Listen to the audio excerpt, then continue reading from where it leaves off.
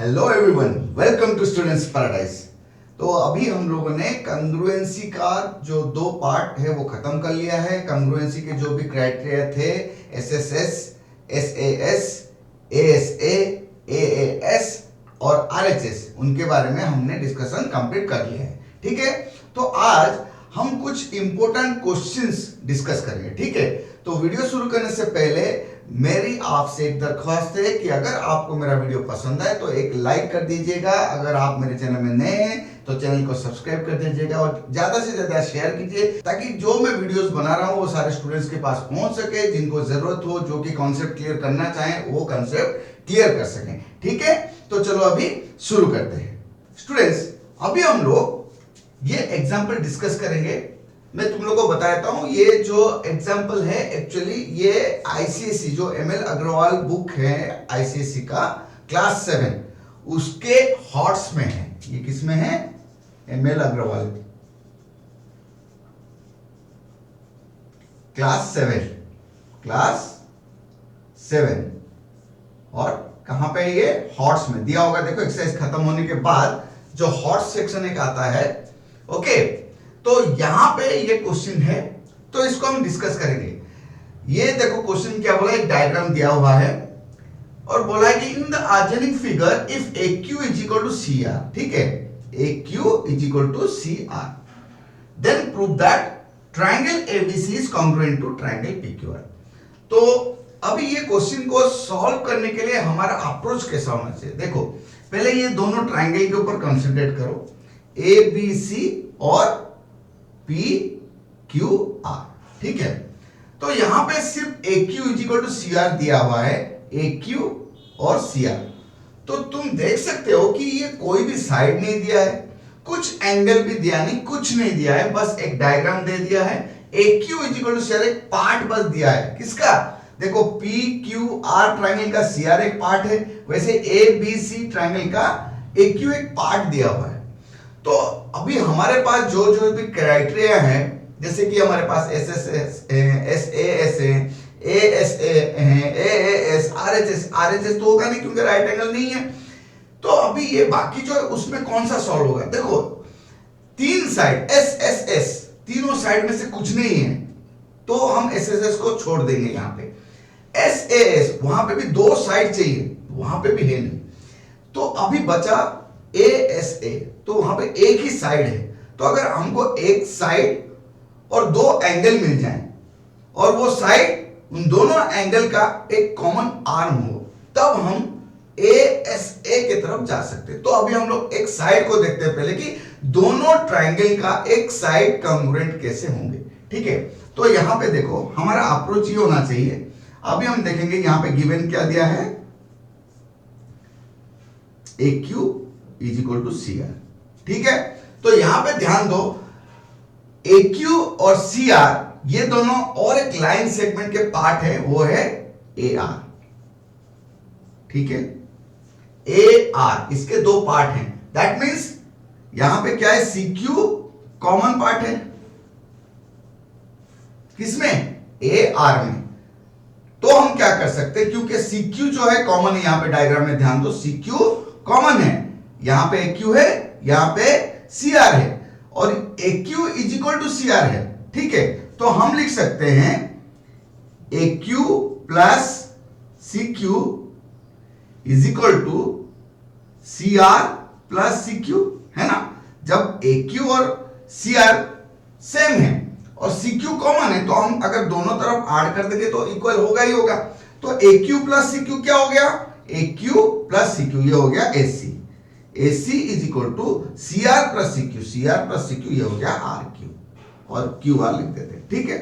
तो अभी देखो AC ट्रायंगल ABC का एक साइड है और QR ट्रायंगल PQR का एक साइड है।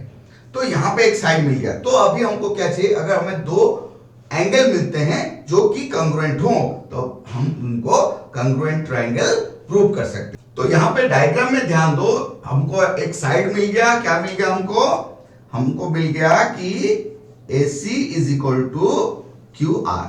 तो अभी एंगल के तरफ जब जाएंगे, हमने ऑलरेडी ज्योमेट्री का जो पैरेलल लाइन और ट्रांसवर्सल का पार्ट है वहां पे डिस्कस कर लिया है कि ये जो एरो मार्किंग्स होते हैं मतलब ये लाइन सेगमेंट अभी पैरेलल है, ये भी पैरेलल है और ये भी पैरेलल। यहां पे दिया नहीं डाटा, लिखा नहीं है, लेकिन डायग्राम में दे दिया है। तो यहां पे क्या दिया है, देखो पहला दिया है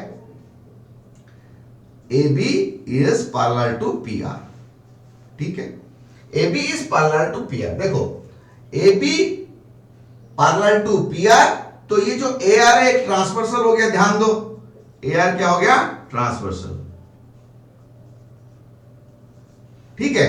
तो अभी पैरेलल लाइन और ट्रांसवर्सल का अगर कॉन्सेप्ट देखें, ये दोनों पैरेलल साइड है, ये ट्रांसवर्सल है, तो angle CAB will be equal to angle PRQ, ये और ये, क्यों, ये दोनों पैरेलल साइड्स हैं, ये ट्रांसवर्सल हैं, तो ये दोनों क्या हो जाएंगे, इंटीरियर अल्टरनेट एंगल, लिख देंगे हम ब्रैकेट में, इंटीरियर अल्टरनेट एंगल, ठीक है, इंटीरियर अल्टरनेट एंगल, इसको ब्रैकेट में मेंशन करना जरूरी है क्योंकि हमको रीजन दिखाना पड़ेगा क्यों इक्वल है, क्योंकि ये दोनों पैरेलल है, ये ट्रांसवर्सल है, तो ये दोनों इक्वल है, इंटीरियर अल्टरनेट एंगल, ठीक है। अभी सेकंड केस जो दिया हुआ है कि BC is parallel to PQ, ठीक है, BC is parallel to PQ, तो ये CQ क्या हो गया, उनका ट्रांसवर्सल है, देखो CQ ट्रांसवर्सल, ये पैरेलल है, ये CQ ट्रांसवर्सल है, CQ ट्रांसवर्सल।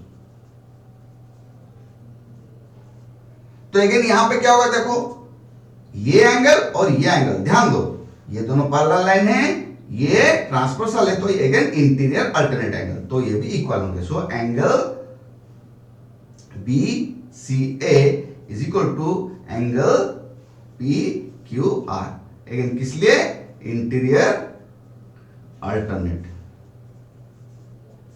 तो अभी हम लोग देखेंगे कि in triangle ABC and triangle PQR, ठीक है। तो एंगल साइड एंगल के हिसाब से देखते हैं कि पहले एंगल क्या ले लेंगे, चलो इसी को ले लेते हैं, angle RAB is equal to angle PRQ, ठीक है, ये ऑलरेडी हम ब्रैकेट में लेते हैं, प्रूव, हमने प्रूव कर लिया है इसको ऑलरेडी, ठीक है। फिर साइड में देखते हैं क्या, AC is equal to QR, ये भी हमने प्रूव कर लिया, तो लिख देते हैं प्रूव्ड, ठीक है। दूसरा एंगल क्या हो गया, angle ACB is equal to angle PQR, ये भी हमने प्रूव कर दिया है, तो हम लिख देंगे प्रूव। तो देखो ये तीनों चीज में भी देखो एंगल साइड एंगल, लेकिन क्या वो क्राइटेरिया फुलफिल करा, क्या ये जो साइड है ये दोनों एंगल का कॉमन आर्म हो रहा है, देखते हैं। ओके, यहां पे देखो AC, ठीक है, AC जो है इसका एक आर्म है, ठीक है, वैसे ही AC एंगल ACB का भी एक आर्म है, देखो ACB ये है उसका आर्म, फिर CAB और BAC ले लो, ये भी एक आर्म हो रहा है इस एंगल का, तो दोनों एंगल का ये कॉमन आर्म हो रहा है, ठीक है। अब इसमें भी वही देख लेते हैं हो रहा है नहीं, RQ के ऊपर ध्यान दो, PQR का ये आर्म हो गया, PRQ का भी है ये आर्म है, तो ये जो आर्म है RQ, ये जो साइड है वो दोनों एंगल का कॉमन आर्म है, इसका मतलब हम अभी ये लिख सकते हैं that implies triangle ABC is congruent to triangle PQR, लिखेंगे एंगल साइड एंगल कॉन्ग्रुएंसी, ठीक है। तो अभी देखो हमको प्रूव करने के लिए क्या बोला था, prove that triangle ABC is congruent to triangle PQR, तो हमने प्रूव कर दिया, ठीक है। तो ज्योमेट्री में जैसे मैंने पहले भी समझाया था, कुछ डाटा गिवन नहीं हो तो भी हम डायग्राम को देख के डाटा निकाल सकते हैं और डाटा को यूज करके हम कोई भी सॉल्यूशन कर सकते हैं, ठीक है। Hope you understand students. अभी ये जो क्वेश्चन हम डिस्कस करने वाले हैं वो ML अग्रवाल सर का जो क्लास 10 का मैथमेटिक्स बुक है वहां का एक्सरसाइज 10.2 से मैंने लिया हुआ है, तो इसको डिस्कस करेंगे अभी। ये एक डायग्राम दिया हुआ है क्वेश्चन में, और क्वेश्चन क्या है, in the adjoining figure BM and DN are perpendicular to the line segment AC, BM और DN they are perpendicular to the line segment AC, ठीक है।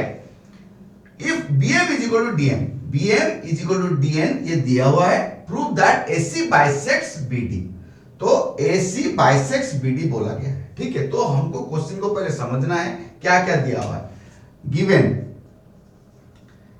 गिवन क्या दे दिया है कि BM perpendicular to AC and DN is also perpendicular to AC and BM is equal to DN, ठीक है। To prove क्या हुआ है, to prove AC bisects BD, AC bisects BD, इसका मतलब क्या हो गया, अगर AC BD को बाइसेक्ट कर रहा है, दैट मींस अगर ये पॉइंट E जो है पॉइंट ऑफ इंटरसेक्शन AC और BD का, तो अगर बाइसेक्ट करेगा तो क्या हो जाएगा, DE is equal to BE। तो हमारा फोकस क्या रहेगा, हमको ये प्रूव करना है कि DE is equal to BE, बस जो डेटा दिया है उसको लेके हम DE is equal to BE अगर प्रूव कर लेंगे, दैट मींस इनडायरेक्टली हम बोलेंगे कि AC बाइसेक्ट्स BD, ठीक है। तो अभी अप्रोच क्या होना चाहिए, तो यहां पे ध्यान दो, हमारे मन में बहुत कुछ आ सकता है कि ये वाला ट्रायंगल ले लें या ये ले लें, कैसे क्या करें, कुछ समझ में नहीं आएगा, ऐसा मतलब कंफ्यूजन हो सकता है जनरली, क्योंकि डाटा और कुछ तो है नहीं, है ना। लेकिन इसके ऊपर हमको कंसंट्रेट करना है, क्योंकि ये दिया परपेंडिकुलर, दैट मींस ये दोनों जो एंगल हैं, एंगल DNA, एंगल BMC, ये दोनों 90 डिग्री है, ठीक है, ओके।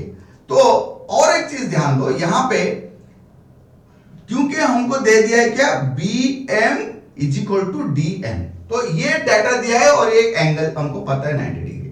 तो हम क्या करेंगे अभी, ये जो दो ट्राइंगल हैं DEN और BEM, इसके ऊपर कंसंट्रेट करेंगे, क्योंकि ये दोनों ट्राइंगल का BE और DE एक एक पार्ट है। तो अगर ये जो दोनों ट्राइंगल है, ट्राइंगल BEM और ट्राइंगल DEN, ये दोनों को अगर हम लोग कांग्रुएंट प्रूव कर दें, तो क्या हो जाएगा, BE और DE उनके कॉरेस्पॉन्डिंग साइड्स हो जाएंगे और कांग्रुएंट ट्रायंगल का कॉरेस्पॉन्डिंग साइड इक्वल होते हैं। तो हम ये प्रूव कर सकते हैं, तो इनडायरेक्टली हम प्रूव कर देंगे कि AC बाइसेक्ट्स BD। तो ठीक है, इसमें हम देखते हैं क्या क्या हो सकता है। तो पहले देखो, एक दिया है यहां पे BM is equal to DN, ये पहला दिया है, गिवन, हम लिख देंगे गिवन, ठीक है। उसके बाद एंगल के ऊपर अगर जाएंगे, देखो angle DEN is equal to angle BEM, क्यों, वर्टिकली ऑपोजिट, ऑपोजिट एंगल। हमने ऑलरेडी लाइन्स एंड एंगल्स में डिस्कस किया हुआ है कि vertically opposite angles are equal to each other, तो ये दोनों जो एंगल है वो इक्वल होंगे।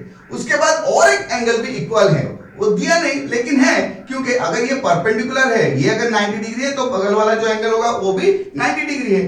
तो angle DNE is equal to angle BME, ये 90 डिग्री है, ठीक है।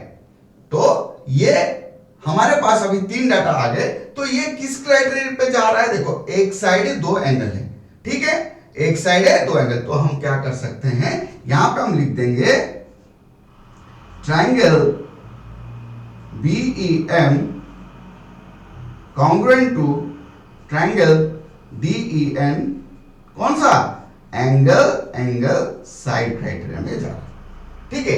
क्योंकि ये एंगल साइड क्राइटेरिया में जा रहा है, तो हमने अभी इसको कॉन्ग्रुएंट प्रूव कर दिया। जो हमारा जो मेन पर्पस था वो हो गया सॉल्व, की ये दोनों ट्राइंगल जो है अभी कॉन्ग्रुएंट हो गए। तो ये कॉन्ग्रुएंट हैं, तो हम क्या लिखेंगे अभी, देखो triangle DEN is congruent to triangle BEM, that implies DE is equal to BE। क्या लिखेंगे, CP CT, ठीक है, हमने ऑलरेडी डिस्कस किया हुआ है कॉन्ग्रुएंसी में corresponding parts of congruent triangle. तो हेंस AC बाइसेक्ट्स BD, क्योंकि ये दोनों इक्वल हैं, मतलब AC बाइसेक्ट्स BD लिख दें हम प्रूव्ड। ठीक है, तो इस तरह से हम लोग कोई भी डायग्राम दिया हो, कुछ गिवन डाटा है, उसको पहले हमको स्टडी करना चाहिए कि क्या गिवन डाटा है, क्या रिक्वायर्ड डाटा है, और फिर हमको एक अप्रोच बनाना चाहिए कि हमको वहां तक पहुंचने के लिए कैसे जाना पड़ेगा। तो हम आसानी से उसको हम हासिल कर सकते हैं, लेकिन घबराएंगे तो नहीं होगा। ठीक है, तो कूल माइंड में हमको हमेशा हमारा मैथ्स का अप्रोच रखना चाहिए। ओके, आशा करता हूं तुमको समझ में आ गया। स्टूडेंट्स, आज हमने कॉन्ग्रुएंसी के कुछ एग्जाम्पल्स को डिस्कस किया। वैसे ही तुम्हारे बुक्स में, चाहे क्लास 7 हो, क्लास 9 हो, CBSE, ICSE, कोई भी बुक में बहुत सारे मैथ्स बुक्स हैं। सबके स्कूल्स के मैथ्स बुक अलग अलग होते हैं, आप कॉमन भी रहते हैं, NCERT के बुक्स में रहते हैं। जहां पे भी कॉन्ग्रुएंसी के जो भी एग्जाम्पल्स हैं, जो भी एक्सरसाइज में क्वेश्चन है, उसको आप लोग कीजिए।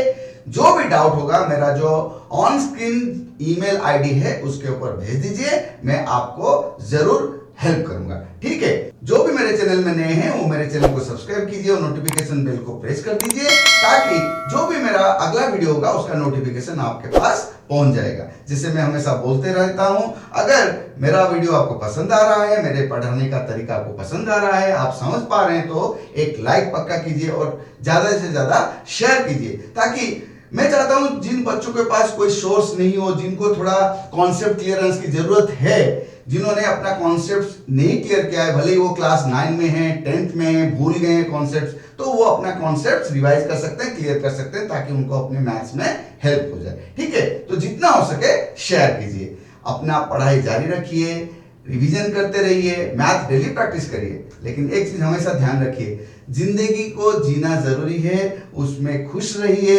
एंजॉय कीजिए। तो enjoy your life and just keep smiling.